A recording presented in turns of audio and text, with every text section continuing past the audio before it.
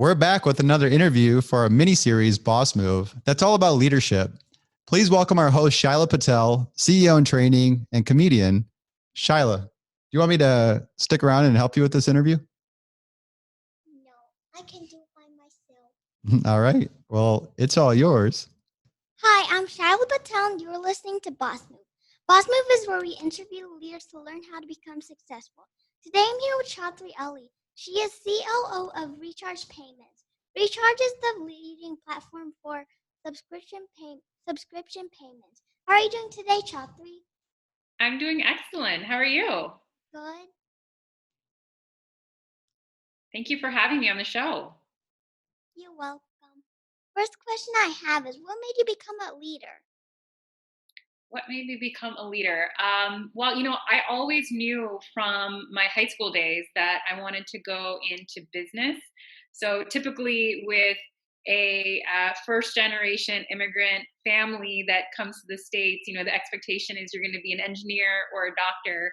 And I knew I didn't want to do that during high school because for whatever reason, I was great at math, but not great at science. So I figured if I'm not great at science, I probably can't go into becoming a doctor. And I always knew I just wanted to work with people, and business always seemed like the area I wanted to go into. So when I actually went to undergrad here in LA at USC, I immediately joined their undergrad business program from my first year. It's actually a dedicated program for business.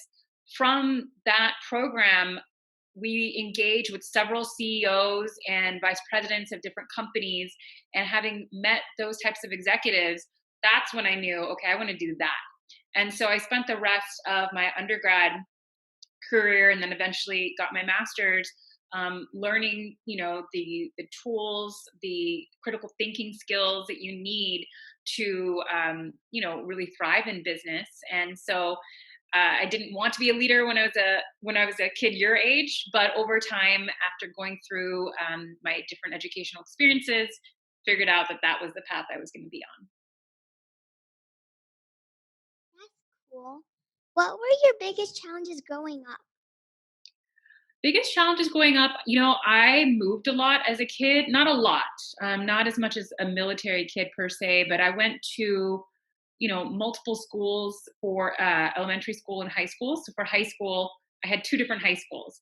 So that continuity of having my friendship base from, kindergarten all the way through senior year of high school, I didn't have that. So I think the biggest challenge was, figuring out how to meet new people as a kid when, a lot of the friend groups were already pre-existing at those schools.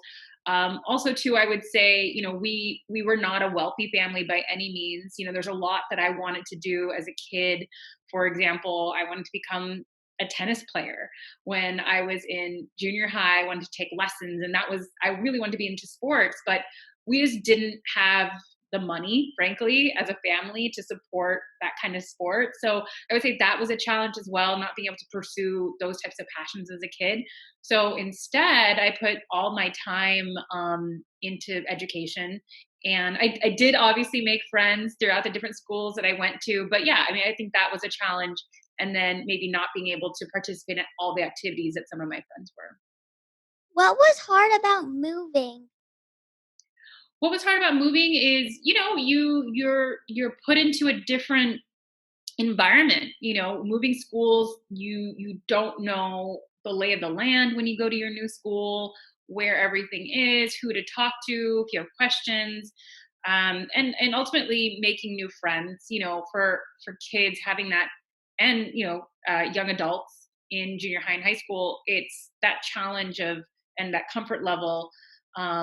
I think is hard to overcome if you don't have the right personality. For myself, I just had to become outgoing and insert myself into different conversations with groups of friends. So yeah, I would say that's a challenge of moving schools.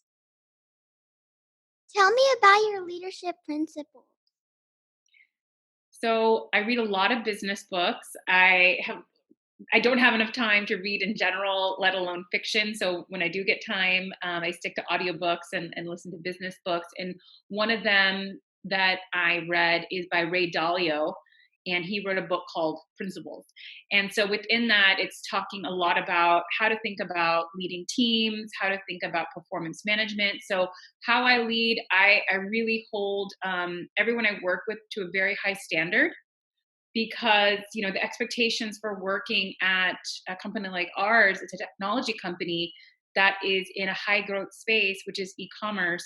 We're moving at the speed of commerce, which means our platform has to move fast, and our team has to support and build that platform even faster. So everyone on our team has to be high performing. So one of my leadership principles is holding everybody accountable to the goals that we set forth to meet those demands. So high accountability, high trust. So we at ReCharge, we very much believe in the concept of radical candor. So part of leadership is giving feedback, right? If someone's not performing, being very open and honest about acknowledging what's not working, very much taking folks' feelings into account, but really focusing on the goals that you have as a company. And for myself, it's not about me. My leadership style is not about winner takes all. It's not about promoting my own self. I feel successful when my team is successful. So one of the leadership principles I have is that we're all celebrating our achievements together. So to me, I might lead various teams, but my success is really their success. Tell me, how do you build high-performing teams? Yeah, that's a great question. It's definitely not an overnight activity. It takes a lot of time. And where I'm at right now, we're 210 employees. And when I started ReCharge, we were 10 people. So at 10 people, you can make a lot of mistakes. You can fumble the ball and pick yourself back up again, and basically iterate on how you're working with your team. It's easier when it's smaller. Now that we've grown, we have to put a stronger lens on thinking about performance. So what we do every quarter, every 3 months, we set our next 3 months goals.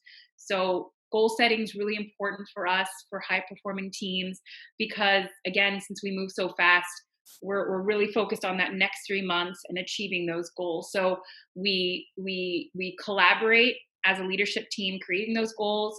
We get everyone's buy-in from their team. We present on the goals at a company town hall to share what we're all working towards as individual departments. And then we cascade those goals down to individual team members. So whether or not you're a leader, manager, team member, everybody knows what everybody else is working on. And then if you're not working towards those goals, that's also very obvious. And we then course correct during the quarter to make sure everyone's still moving towards hitting those goals. Ideally at 100%, more often than not, it's usually 80 to 85%. And we use a concept called OKRs, which I won't go into just yet, but high performing teams, they know where the puck is going. They know where they stand in terms of their own output. They know where they're falling short. They course correct for that in real time. And then they rinse and repeat quarter over quarter. So high performing teams, I would say the last element of that is they can recognize when they're burning out, right? So we've been at this for 4 to 5 years. Myself, the company's been around for 5 years. And we've done a lot in that time. And so burnout is very much a symptom or a result of moving that fast. So part of high performing teams is recognizing when someone is burnt out and has just, worked themselves to the bone and they need to take time off. So yes, you can push and achieve goals quarter after quarter, but if you're not, as a human being, and focus on wellness, that can actually lead to severe burnout. So we as leaders very much emphasize taking time off when it's needed, especially right now when we're all inside at home and working around the clock. So managing burnout is also part of managing a high performing team. Why did you get promoted to COO?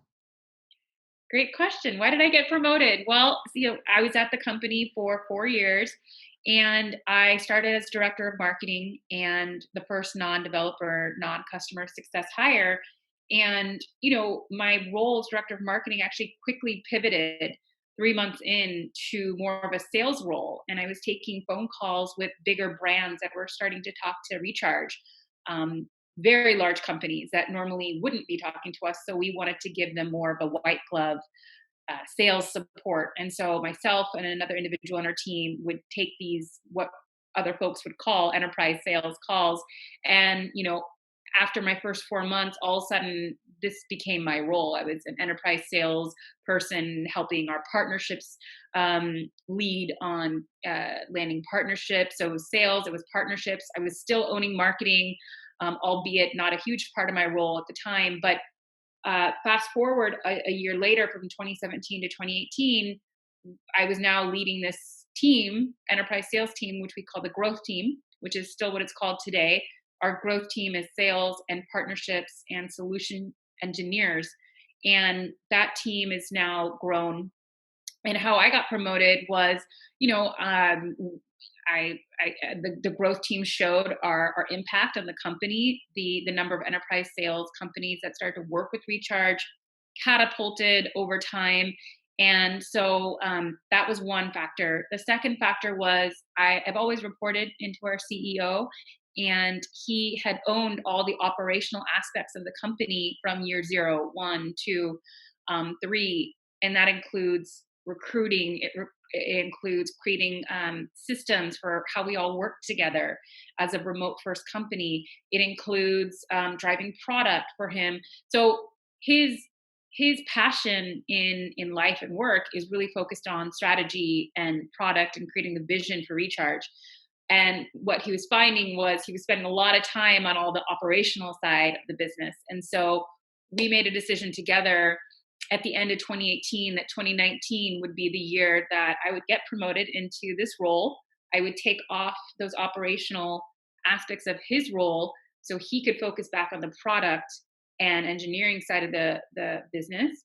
And myself, I took over the people ops team, customer success team, in addition to hiring the next head of growth to replace myself.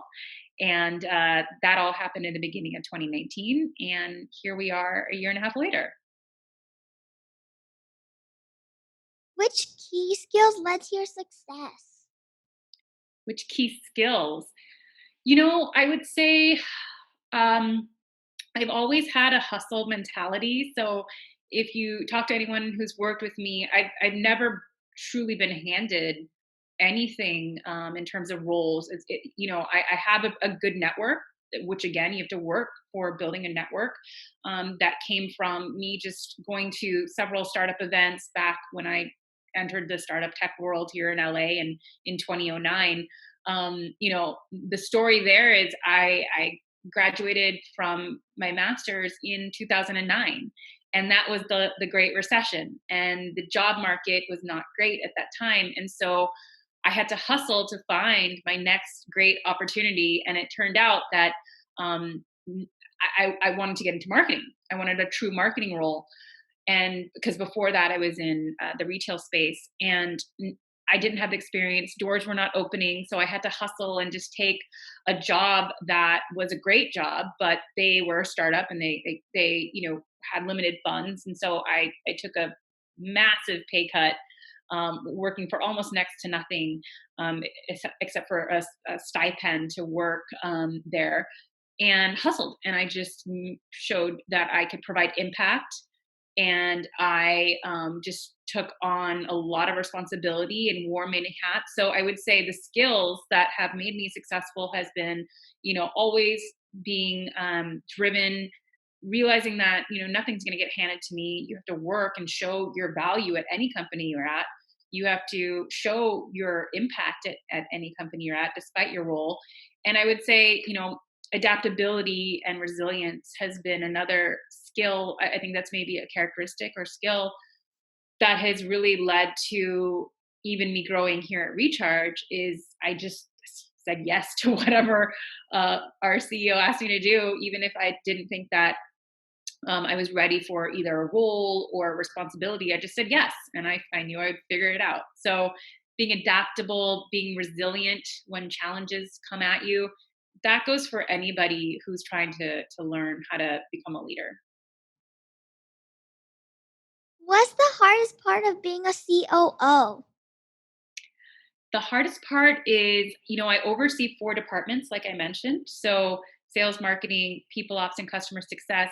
Within each of those teams, they have multiple smaller teams. And I think the hardest part is, I want, I would love to spend more time with each of those teams, but I have to spread myself across all 4 of those teams. And so, that was hard at the beginning. Now I have since hired a few leaders to now own those teams, and they're excellent at what they do. And so I wouldn't say it's hard at this point. It was harder last year. And the challenge now, I would say the hardest part about being a COO is, you know, um, I've never been a COO of a company of 200 people. Our CEO has never been the CEO of a team of 200. So the hardest part is we're learning a lot along the way, and being okay with failure. Failure happens, and it happens to any leader. If someone's not failing, I really question if they're maybe in the right role or company, because all great leaders fail at some point in their career, right? So yeah, I would say that it's being very humble and knowing that I don't know everything about being in this role, and being open to learn, and recognizing that. So sometimes my own failure, I'll end on this one, is giving myself permission to maybe not have all the answers. What's the easiest part of being a COO? The easiest part, there is no easy part. I'm laughing because that's a great question. Um, I mean, being a leader, I would never wake up and say like today's going to be an easy day. I don't think I've ever had that kind of day. Um, the easiest part is we've been really, really focused on maintaining our culture as we've grown from 10 to 200 people. You can think about it. If you have 10 people in the room, right? You can talk to them really easily. You can create relationships. Like if you had 10 of your friends in one room, right? Now, if you think about your school, when you have 200 people, can you imagine having that kind of relationship with 200 people? It's not going to be easy, right? So, what we've done is we've made sure that everybody that we've hired represents the type of core values that we want as a team. So, not much has changed since we were 10 people. We still look for people who have empathy, who treat other people well, who want to help others. We also look for ownership and wanting to be high impact. We want to be driven, and we also look for people who are very humble and realize that whether you're a CEO or a customer success rep or an engineer, we also have a lot to learn. And so staying humble means that you're open, you're adaptable, you're ready for the next challenge. You're okay with there being change, right? 2020 has been a year where we've all had to learn a lot about change. And so, for us, we very much have hired for those core values. And now it's easy for me now at work because everyone we've hired are great people. And so it's easy to have a bad day. It's easy to be faced with a challenge. It's easy to have what's happened to us in 2020 and know that, it's been hard, but it's easy to have open conversations because I have that trust from my team. So that part has been easy as well. So yeah, it's been fun. Is there any fun parts of being a COO? Yeah, absolutely. The fun part to me personally is that we haven't figured out everything. The fun part is I never have a dull day because I'm split amongst 4 different departments, and so that's fun to me. That it's still every day is different, and I enjoy that challenge. I don't think I would thrive in an environment where it was predictable. So yeah, it's fun in the sense that it's different every day. What key KPIs are you tracking across your organization?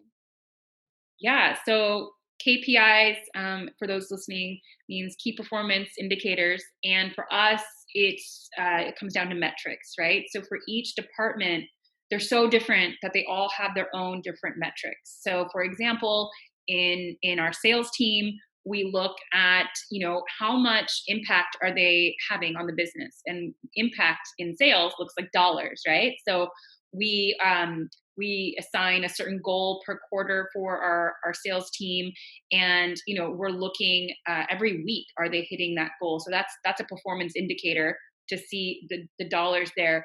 If you're in customer success, for example, you're working with our customers, you're emailing back an answer to a question.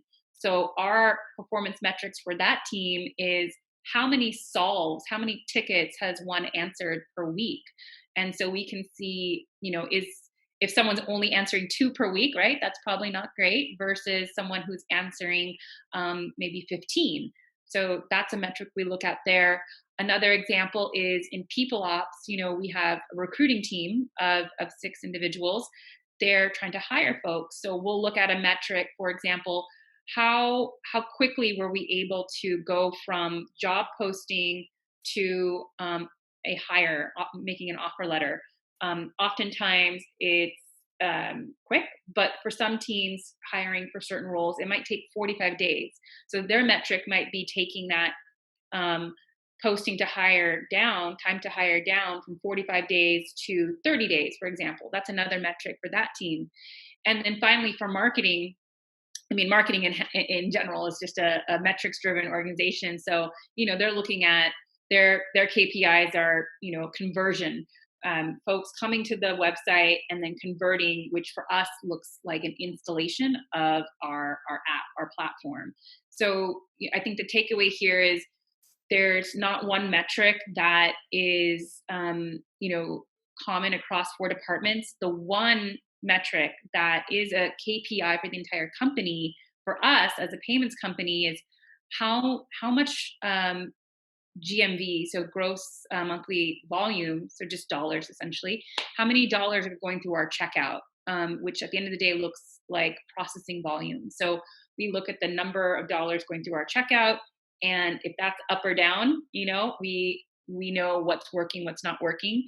And for us, overall, throughout COVID, we've actually had pretty positive numbers being in e-commerce. So overall, as a KPI, as a company, it's positive. So I would say the final thing on KPIs is you can't manage what you can't measure. So if you're not measuring those KPIs and actively looking at them weekly, monthly, quarterly, it's not going to be an impactful thing if you don't actually manage to those metrics. So what do you do with all those KPIs? You have to turn them into action. So that's what I'll end with is KPIs are awesome, but if you don't do anything with them, then they're not having the impact that they're meant to. What's the one piece of advice you would give to the next generation of leaders? I would say, do what you're doing, which is talking to leaders. That's step one, and understanding what you're striving for. That really helped me when I was 17 years old as a freshman at USC undergrad. Our first semester was interfacing with CEOs, like I said, and VPs as an opening forum class at the school. So getting exposure, that would be my one piece of advice. Exposure for me was working at a young age. How can you be a leader in business if you're not in business yourself? So I've had a job from age 12 babysitting, age 14 working at the mall, all the way up to age 17 being a tutor. So I've always worked. I've always had a paycheck since I was early teens. And throughout university, I had internships. Even though they were $10 an hour internships, it was still work. It was still exposure to certain businesses. I had an internship every single summer of my undergrad. While some of my classmates were out on the beach, I was at the office. So that experience and that exposure gave me leverage when I was then looking for a job after I finished school to get opportunities, whereas some of my classmates didn't have that experience and they were struggling a little bit after graduating to find the right role. So exposure, working hard from a young age, that's what I would recommend to you and your friends. Before we finish off, are there any shout outs you'd like to make? Yeah, I mean, gosh, I would need another half an hour to give shout outs. Definitely shout out to my mom. She's definitely been an inspiration for me, being a hard worker. My parents came to this country with not a lot of money. And my parents showed us a great example for how hard work can pay off. So shout out to my mom. And then, yeah, I would say shout out to anybody who's given me an opportunity and opened a door for me. I wouldn't be in this position otherwise. Thank you for joining us, Chathri. I really appreciate your time and advice you shared with us. Thank you. I think this is an amazing podcast that you guys have put together, and I can't wait to see what future leader you become. Thanks everyone for listening. If you want to see more interviews by Shyla, let us know. Post a comment. We value your feedback and encouragement. Thank you.